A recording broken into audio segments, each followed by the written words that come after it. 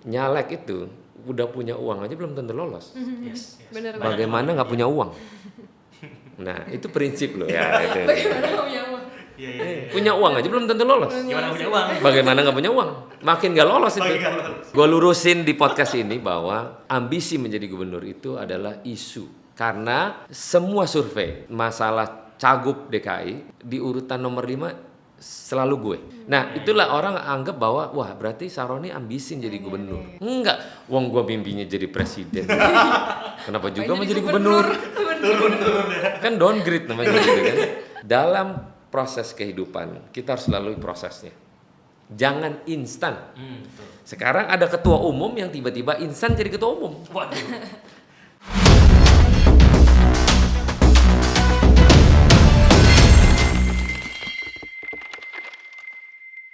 Welcome to Politics. Oke, hari ini Puja kita kedatangan salah satu sosok yang luar biasa inspirasi nih. kita semua, inspirasi Gen Z dan milenial. Betul, orang kenalnya nih politikus tapi beliau adalah Crazy Rich. Crazy dari Rich. Priuk. Waduh. Bukan itu doang, Din. Apalagi? Presiden McLaren Club Indonesia, Oke. Presiden HDCI. Oke. Nih takut deh. ngeri nih ya. Takut nggak? Jalan aman aja. Agak deg-degan nih. Kita sambut langsung Bang Ahmad Saroni. Terima kasih. Halo Bang, apa kabar Bang? Sehat Bang? Sehat. Sehat Bang ya? Selama bisa hadir di podcast berarti sehat. Sehat, iya. Bang, ini kalau kita ngeliat abang kan langsung terinspirasi dan langsung inget Crazy Rich Priuk. Iya. Kenapa bang? Itu kok Lekat banget ya? Crazy Rich. Iya. Emang sekaya itu bang? Enggak lah, itu kan Crazy Rich dikala ada film yang Crazy Rich Singapura itu Passions loh. itu ya? Oh iya. Ingat tuh. Jadi yang ngucapin Crazy Rich pertama di Jakarta ini adalah Raffi Ahmad ke gue. Oh gitu Barulah bang? muncul crazy yang lain. Cuma yang lain crazy beneran. Kalau ini Crazy Rich beneran, kalau ini yang lain Iya, crazy crazy beneran.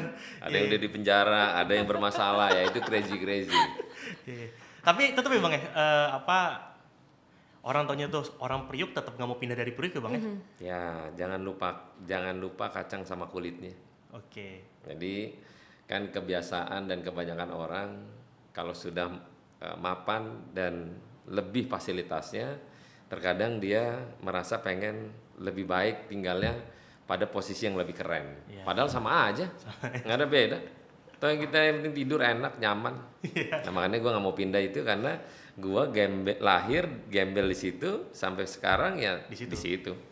Ngomong-ngomong soal perjalanan hidup bang, kan kita tahu tuh ceritanya, kita dengar dari mana-mana sempat jadi semir sepatu di tahun 2000, terus 2003 langsung menjadi direktur utama ya bang?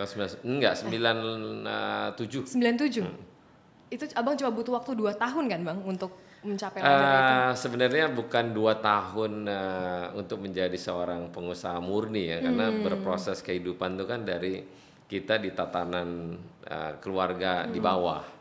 Jadi kalau ngomong prosesnya gembelnya 20 tahun lah.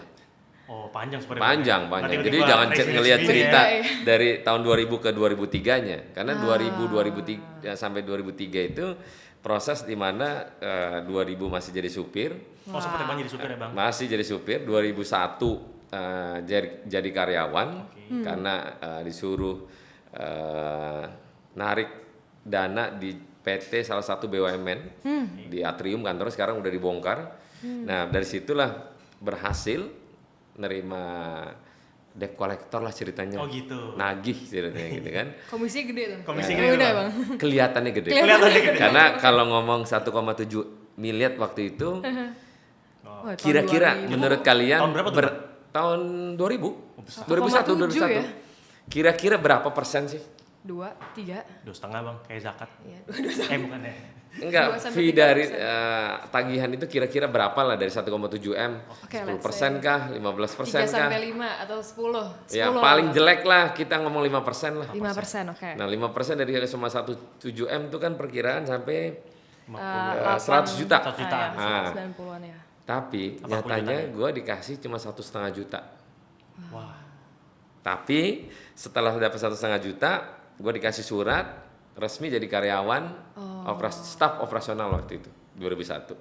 Jadi ada peningkatan karir ya bang ya? Iya, tapi setahun kemudian gue udah jadi manajer.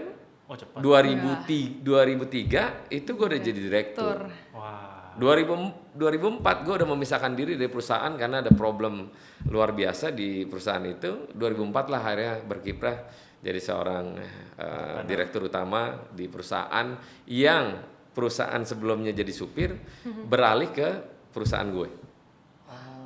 Nah bayangin, dari gua supir di perusahaan itu beralih perusahaan itu jadi milik gue secara tidak langsung. Itu berapa tahun tuh bang? 10 tahun ada bang? Enggak sampai, 4 97. tahun. Cepet banget. 4 tahun. Ini kalau Gen Z senang nih bang, biasanya instan kita senang. Iya, kalau ingetin tuh Gen Z sekarang instannya pengen gimana caranya dapat duit. Tapi kan nggak ngelihat 4 tahunnya, tapi ngelihat prosesnya. Berapa lama untuk menjadi 4 tahun itu untuk menjadi seorang sebagai CEO dari perusahaan. Nah itu yang nggak dilihat. Nah yang sekarang janji sekarang mikirnya gimana caranya untuk dapetin duit dan cepat kaya. Gimana hidup kita kalau kalian tidak merasakan pahitnya? Proses ya bang, ada proses. Bagaimana merasakan pahitnya lebih lama tapi mendapatkan keindahan pada waktunya. Nah sekarang kan enggak. Pengen dapat indahnya secepatnya, tapi rasa pahitnya nggak ada, ya nggak bisa begitu. Itu kayaknya buat saya juga turun. Buat Gen Z jangan malas berproses, jangan cepet-cepet pengennya satu-satu crazy rich. Ini abang juga berproses dulu guys. Coba nggak usah jauh-jauh lah. Gen Z contohnya, dia suka sama perempuan, kan nggak mungkin langsung dia cium. Bener. Iya. Pegangan tangan dulu, itu pun juga boleh nggak pegangan Izin tangan. dulu bang, ya bang. Nah itu proses hidup tuh kayak gitu. Itu iya. contoh yang paling gampang. Nah dari situlah proses berjalannya waktu, maka ada dinamika yang terjadi dalam kehidupan yang masing-masing orang beda-beda caranya, dan nikmatilah proses itu. Oke. Dan kalau Puja nyimak tadi abang nggak fokus sama 1,5 jutanya ya bang? Enggak. Abang fokus sama prosesnya. Bagaimana kita diterima sebagai karyawan itu yang aja tadinya bukan somebody, Iya. tapi akhirnya diterima dan akhirnya kerja. Ritualnya pekerjaan apapun gue kerjain, karena di perusahaan gue waktu itu setiap Jumat dapat bonus. Kita ada 7 orang yang lumayan, mereka 7 orang ini, di 6 orang ini setiap Jumat lumayan gede-gede dapat bonusnya. Cuman gue cuma dapat 1 juta. Tapi 1 juta gue maknai bahwa 1 juta inilah manfaat luar biasa yang gue dapat karena jeripayah hasil dari gue sendiri. Bukan karena nilainya, tapi bagaimana memberikan ucapan terima kasih atas apa yang gue pekerjain. Gitu. Inspirasi banget nih buat kita nih Gen Z nih. Inspirasi. Jadi jangan ngelihat sekarang gue pada posisi sekarang, segala sesuatunya dengan kemewahan yang enggak. Kemewahan itu adalah landasan di mana proses keinginan yang dulu tidak tercapai sekarang tercapai karena bukan satu kemewahan, tapi karena kepuasan hati yang berjalannya proses ini gue nikmatin. Reward ya. Reward. Tapi kan orang pandangannya, mewah banget nih orang. Dia nggak tahu proses kemewahan gue didapat karena panjang prosesnya. Gitu. Daripada cepet kayak tiba-tiba nih masuk. Ya itu tadi gue bilang nih penjara. Ya itu tadi crazy tadi. Tapi menarik nih bang, kalau kita ngomongan nih, abang udah nyaman lah bang, usaha, hidup lebih daripada cukup. Terus kok masuk ke politik, apa mau dicari sih bang? Iya bang. Emang masih kurang bang? You have everything. Kayak orang udah pada kenal abang deh bang. Nah jadi gini. Jakarta udah pada kenal di Indonesia nih. Ya itu tadi, hidup tuh kita misteri. Tapi mimpi kita harus punya. Tapi mimpi menjadi seorang politisi gue nggak pernah. Kalau mimpi apa jadi presiden kalau nggak salah kan? Jadi ada 3 kalau landasan orang dulu bilang. Jadi kalau mau jadi ustadz itu harus main di pesantren. Betul. Kalau mau jadi orang kaya maka harus main sama orang kaya. Yang ketiga, kalau mau jadi pengedar narkoba maka lu harus jadi orang narkoba duluan untuk menjadi pengedar. Nah, 3 contoh ini adalah dalam rangkaian cerita yang semua orang pada prinsipnya sama, tidak ada beda. Jadi, gue waktu itu kenapa akhirnya masuk politik? Karena temenan gue waktu itu orang politik. Circle-nya itu bang. Circle-nya itu. Gak sengaja jadi nah, bang. yang ngajak gue adalah Pak Enggar Tiasto Lukita. Yang dulu mantan Mendak, yang dari politisi Golkar pindah ke Partai Nasdem. Nah, disitulah gue diajak. Kenapa akhirnya diajak? Ya karena waktu pertemuan dengan Pak Enggar itu nggak disengaja juga. Jadi gue bisnis di salah satu institusi dan Pak Enggar datang. Mungkin karena gue anggap dia Chinese, ini ngapain nih Cina, gaya-gaya pakai jas gitu ya, taruh handsfree di sini ngobrol-ngobrol, ngomong kita di satu meja. Pas nggak lama dia pulang, gue tanya sama di institusi, Pak itu yang tadi Cina siapa gitu ya? Oh itu anggota DPR Komisi 1, mati gitu bilang. Oh kamu nggak tahu tuh bang? Nggak tahu. Jadi karena ketidaktahuan dengan kepolosan kita, maka itu Pak Enggar melihat gue waktu itu menganggap bahwa kayaknya nih anak boleh juga nih. Akhirnya gue diundang lah ke kantornya, di brainstorming selama 2,5 jam. Akhirnya gue diajak lah itu ceritanya. Masuk jadi caleg Nasdem pertama kali. 2013 ya bang? 2013. Itu sama sekali gue nggak ngerti. Misteri banget ya, misteri. Nggak ngerti masalah politik lah, bahasa politik, bagaimana cara komunikasi politik di masyarakat, nggak pernah tahu. Tapi untungnya dari 2003 sampai 2013, selama range waktu 10 tahun, gue melakukan sifat sosial kepada masyarakat tanpa henti. Gue bikin madrasah, gue bikin sekolah anak-anak, bangun masjid, bangun musola. Itu gue lakuin selama 10 tahun tanpa gue hadir di situ. Emang ini Ya pengen lakukan berbagi sesuatu gitu ya. kebaikan. Yes. Karena memang dulu zaman gembel, gue selalu berdoa pengen jadi orang kaya.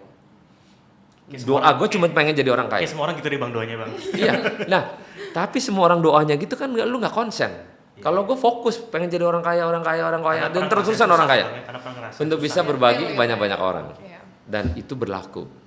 Nah, akhirnya 2013 gue maju dan akhirnya muncullah di ruangan publik dan orang anggapannya bahwa Sahroni itu udah tua. Akhirnya gue masuk baru tahu, oh Sahroni ternyata Pak Haji ini anak muda ya. Nah, alhamdulillah 10 tahun berkelakuan, lakukan kebaikan tanpa pamrih, maka itulah akhirnya gue 2014 nyalek, sekali maju sekali lolos dan gue orang pertama sebagai caleg DPR dari Tanjung Priuk, lahir di situ, maju di situ, menang di situ. Dapil Jakarta 3 perolehan suara hampir 80.000. 75.000 ya bang? Bayangin. Itu gede banget buat pertama Dan kali di one shot. periode pertama, periode kedua nilainya sama angkanya 75.000. Bayangin. Hidup emang misteri jadi bang. Jadi lu jangan salah bahwa uang itu bukan berarti bagian dari menghalalkan semua cara. Nyalek itu udah punya uang aja belum tentu lolos. Yes. Bener Bagaimana nggak punya uang? Nah itu prinsip loh ya. Itu. Bagaimana punya uang? Iya. Punya uang aja belum tentu lolos. Gimana punya uang? Bagaimana nggak punya uang? Makin nggak lolos itu. Gitu. Tapi apa bang yang abang mau cari sih bang, kan dulu kita sering lihat ya kayak Bang Lio, ngayal atau mimpi mau jadi presiden. Gitu. Oh iya tuh. Tapi kan yang diusung Pak Anies nih, saya kira abang. Ya gantian, nanti Pak Anies dulu, nanti 2009 gua gitu. Atau pilgub dulu bang nggak bang? Enggak. Langsung aja lah ya. Kita gini, hidup ini misteri. Jadi kalau sekarang orang mungkin mengisukan gua ambisi menjadi gubernur DKI. Iya. Bener tuh bang? Sama sekali 1000% enggak. Wah. Enggak salah guys. Salah nih. Salah. Jadi gue lurusin di podcast ini bahwa tentang gue ambisi menjadi gubernur itu adalah isu yang dibuat karena semua survei dari tahun kemarin sampai sekarang ini masalah cagup DKI priority di urutan nomor 5 selalu gue. Selalu gue. Nah, itulah orang anggap bahwa wah berarti Sahroni ambisi jadi gubernur. Enggak, wong gua mimpinya jadi presiden. Kenapa juga mau jadi gubernur? Turun ya. Kan downgrade namanya gitu kan. Tapi karena misteri kita nggak tahu loh. Kita mau jadi ke depan apa, tapi gue pastiin di dalam podcast ini bahwa gue tidak ambisi menjadi gubernur, tapi ambisi jadi presiden India. Ini emang orang gila beneran berarti. Mimpinya gila beneran ini. Iya. Loh, gue dulu gembel mimpinya pengen punya Ferrari. Sekarang Ferrari gue banyak. Wah. Jadi nggak ada tuh. Jadi nggak ada salahnya kalau gue mimpi jadi presiden. Sekalipun nggak mungkin, tapi minimal gue ngomong aja kan nggak apa-apa. Iya benar. Wow. Tapi kalau misalkan berarti end game dari politik abang presiden bang. Presiden. Kenapa tuh bang? pengen berbagi lebih banyak dari Sabang sampai Merauke. Kalau sekarang kan ritualnya terbatas. Tapi kalau jadi presiden Iya, kan, terlimit. waduh, 270 juta orang Oh iya. yang kita perhatiin, itu loh maksudnya. Tahu, iya. Jadi ada Pemanfaatan tujuan lebih dan kebaikan yang kita muliakan untuk mimpi kita. banyak. Oke. Tadi abang kan bilang punya duit aja belum tentu menang. Betul. Gimana nggak punya duit gitu. Kan anak Gen Z ini suka transparansi bang. Kalau boleh tahu modalnya dulu berapa sih bang? Gimana bang? Kan modal Buat- tuh banyak buat tuh duduk bang. Ya modalnya modal nekat aja. Sosial, modal ekonomi. Modal nekat berapa. aja. Kita kalau modal nekat udah paling nekat nih bang. Modal nekat aja. Nah, Gen Z ya? nekat di sini kan berarti lu kan harus beradikarya Iya. Oke. dalam diri lu sendiri. Pertama, lu di rumah aja nggak bisa bantuin emak bapak, gimana lu mau berdikari kepada orang lain? Tuh. gitu aja gue. Ya udah itu contohnya. Ya. Kalau lu bisa bantuin emak bapak di rumah cuci piring, ngepel Ya. dan segala macam, itu adikarya sebagai seorang yang ingin punya kemajuan. Lah kalau kemajuan kepada orang tua aja lu nggak lakuin, gimana mengajuan kepada orang luar? Itu contoh yang simpel aja. Iya benar. Nah gue dulu di rumah jadi pembantu, cuci piring, cuci mobil, Iya. di rumah orang loh. Bukan Bayangin, rumah sendiri. bukan rumah sendiri. Tapi itulah upaya bahwa dalam proses kehidupan kita harus lalui prosesnya. Jangan instan. Betul. Sekarang ada ketua umum yang tiba-tiba instan jadi ketua umum. Waduh. Nah bayangin, Kayak kenal tuh bang. kenal, Di negara pasti tahu. mana tuh? Tapi itu adalah misteri. Ya. Ya. Siapapun bisa dilakukan. Bayangin, siapa yang akhirnya anak muda yang belum punya pengalaman, Yes, belum yes, pernah yes. menjadi kader, tapi jadi ketua umum. Cuman Tapi itulah negeri fakta. ini. Itu fakta. Apakah kita menjustifikasi dia seorang yang negatif? Bukan. Bukan juga. Belum tentu. Betul. Mungkin aja setelah jadi ketua umum dia terbang-terbang, kita nggak ngerti. Atau enggak setelah jadi ketua umum dia turun-turun, who knows? Iya. Misteri ya. Misteri. Tapi kalau mau jadi DPR tuh berapa sih bang biaya bang? Emang gede bang ya? Tergantung, Saya punya mimpi nih bang, tergantung. cuma nggak punya uang bang. Ya udah kalau nggak punya uang yang lain aja. Jalan aja. Realistis jadi realistis. Ngapain kalau udah nggak punya uang mau jadi DPR lagi? Peruntungan. Tidak ada semua berkat dengan ya Allah ya Tuhanku berikanlah aku ini jabatan jadi anggota DPR. Ya cuma doa doang nggak ada usaha ya gimana? Ya lu usaha untuk ngurusin diri lu aja belum bisa, gimana mau ngurusin orang lain? Jadi better ukur diri sendiri dengan secukupnya dan takar sendiri apa yang mesti kita mau. Inti costnya tetap ada lah bang ya untuk Iya maju dong. DPR pasti ya bang ya. Nah ini menarik bang, kalau misalkan kita ngomong politik kan pasti kan ya namanya netizen Indonesia bang ya.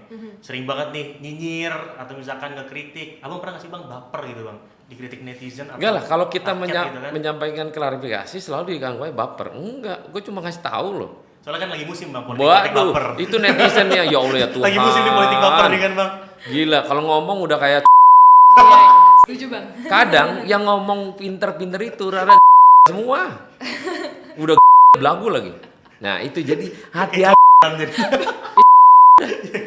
Kan melihat tuh, biasanya kalau udah nyerang gua personal, gua lihat tuh statusnya. Akunnya ya. Ya elah ini hidupnya masih kekurangan lu mungkin ngajarin orang. Itu loh banyak di republik itu begitu.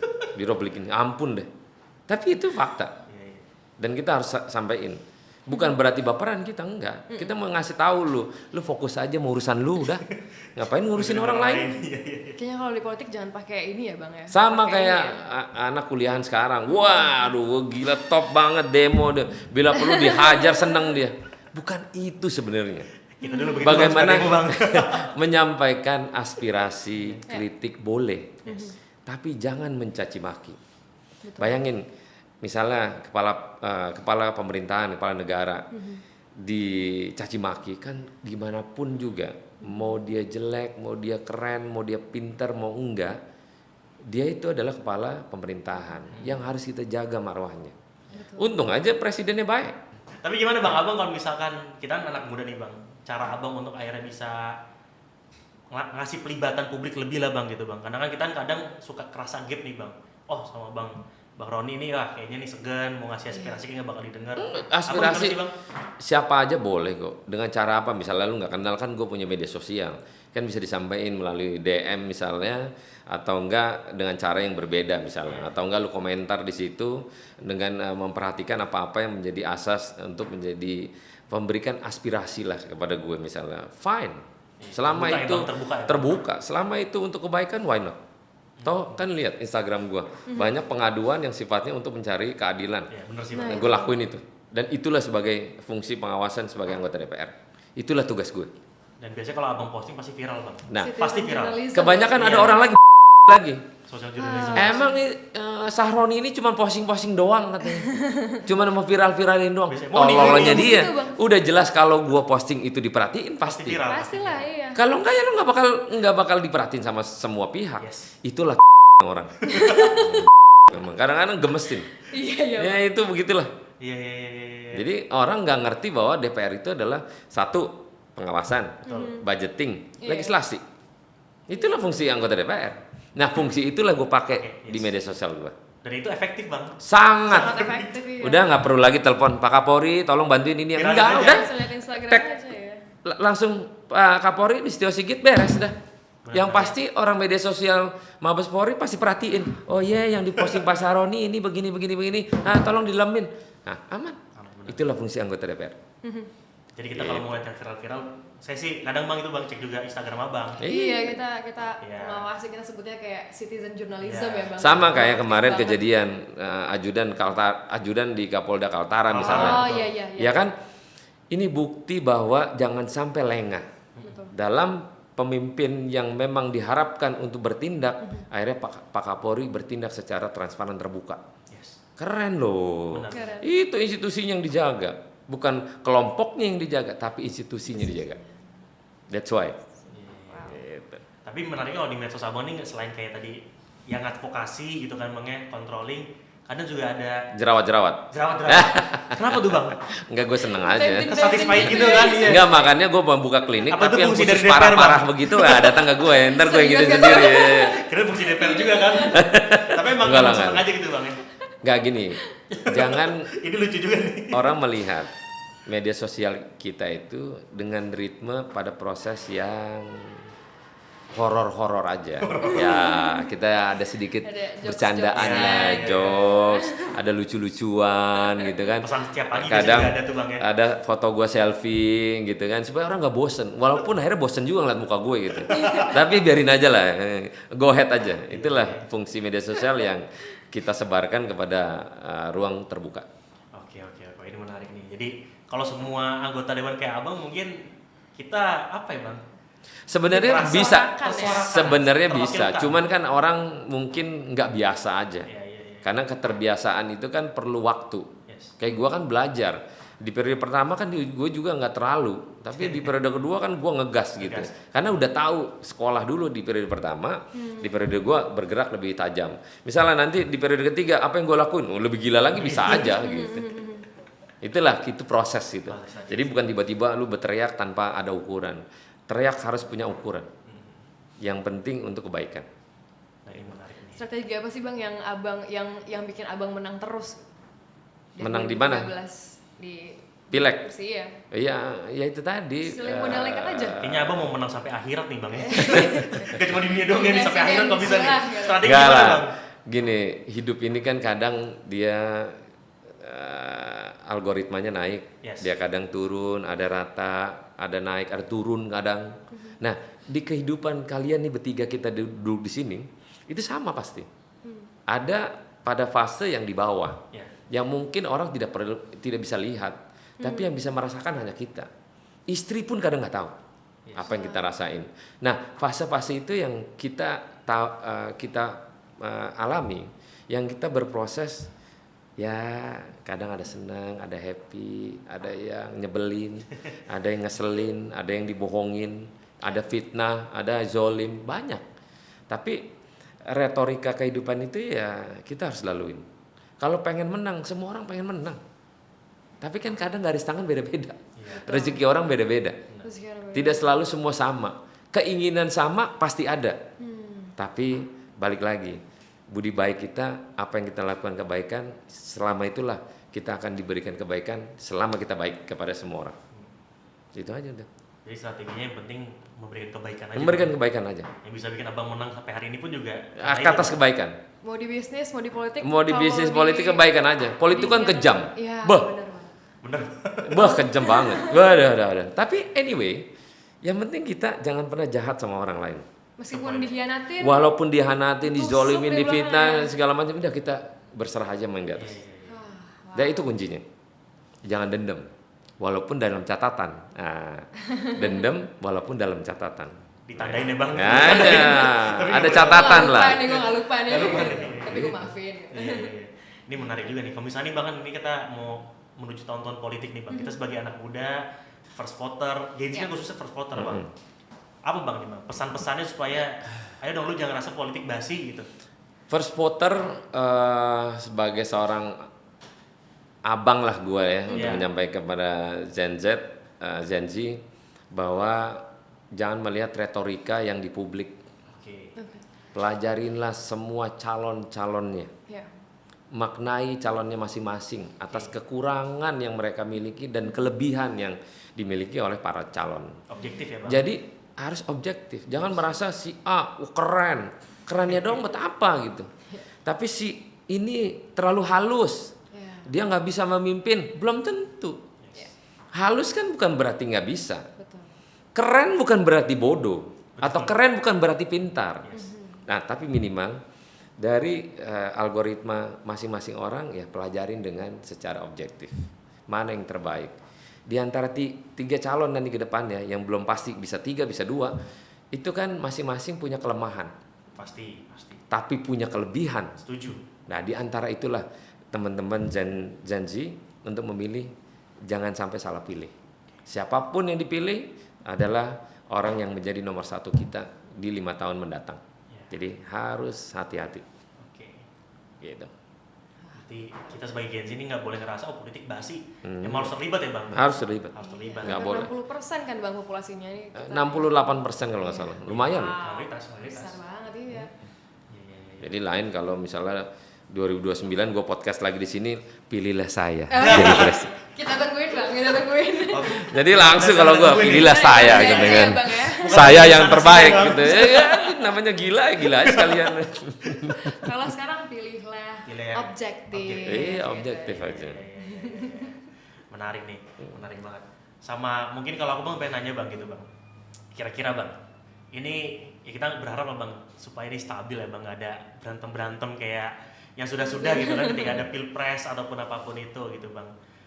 Ini gimana bang menurut abang ketika ngelihat suatu perbedaan gitu kan, nyikapnya ini gimana bang? Soalnya kadang di keluarga aja bang dengan kayak info dari broadcast WhatsApp itu bisa berantem bang keluarga bang. Biasa aja sebenarnya. Polarisasi gitu Ja- ya. Polarisasi Jangan gitu, Bang. kan kita pasti punya pilihan. Betul. Jangan juga merasa pilihan kita pilihan yang terbaik. Oke. Belum tentu juga. Jadi ya masing-masing orang punya pilihan ya biarkan aja. Sekalipun ada di grup mau rame-rame gitu kan. Ini kadang perceraian terjadi gara-gara cuma masalah pilihan capres. Kan gila gitu. Tapi ya udahlah pilih pilihan orang ya ribut-ribut aja biarin kita ya jangan ikut dalam keributan itu. Jangan juga membela orang membabi buta. Jangan ngapain. Apa yang kita dapat dari mereka yang kita belain? Kan gila. Tetap sama-sama aja itu gini-gini juga ya. Ya gini-gini juga. Apa coba? Segila-gilanya kita ributin orang, membela orang, apa yang kita dapat? Enggak ada. Dapetin Jadi jangan musuh, menggila malah juga, dapetin musuh. membabi buta memilih orang. Wah, pokoknya kita pilih ini. Dia nggak tahu kelakuannya. Benar. Ya udah santai aja. Ya kan itu ada berakhir di kotak suara. Jadi keributan itu menurut gue sih biasa aja lah. Santai aja. Namanya dinamika kan orang loyalis sejati itu kan kadang tidak memikirkan efek. Dia selalu pokoknya gimana caranya. Cuman gaya-gaya doang aja. Wah, rambut dibotakin lagi. Ya, akhirnya capek dah. Biasa aja lah. Biasa aja. Yes. Gak ada yang mesti harus spesialis apa gitu. Oke, terakhir bang.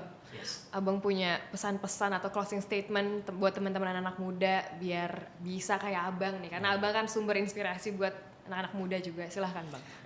Saran dan pesan buat Gen Z dimanapun berada, kalian fokus pada masa kuliah misalnya, Yes. belajar lebih tertib, lebih rajin. Silakan lakukan kritikan yang membangun, Yes. Betul. jangan mencaci maki. Ada ruang kepada pejabat yang ada di Republik ini dengan cara yang santun.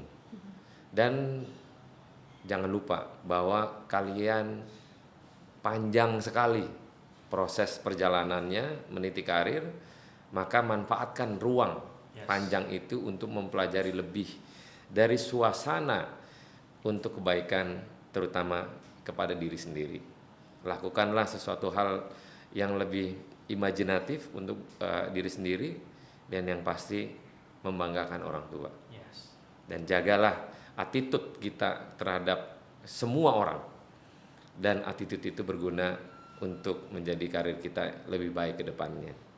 Dan tentunya berdoalah setiap waktu untuk menjadi orang hebat, dan teruslah melakukan doa kepada orang tua agar orang tua memberikan doa kita untuk menjadi orang sukses ke depannya. Itulah pesan gue. Luar biasa. Amin. Ladies and gentlemen, Bang Ahmad Syahroni, terima kasih Bang sudah Terima kasih, Bang. mampir di Politics. Ini isinya apa? Kalau kata lo, kalau anak Daging Jaksel, semua. Daging Jadi semua. pulang-pulang kita agak berat di leher bang. Dapat daging. Kolesterol. Kolesterol. Oke, Oke. that is Politics. Gue Puja. Gue Dino. Sampai ketemu di episode selanjutnya. Bye bye.